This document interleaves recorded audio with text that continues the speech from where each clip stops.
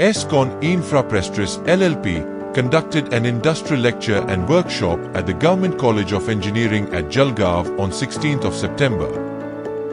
The session on prestressing in civil engineering structures focused on practical insights into prestressing techniques, real-life project applications, challenges and innovations in the field.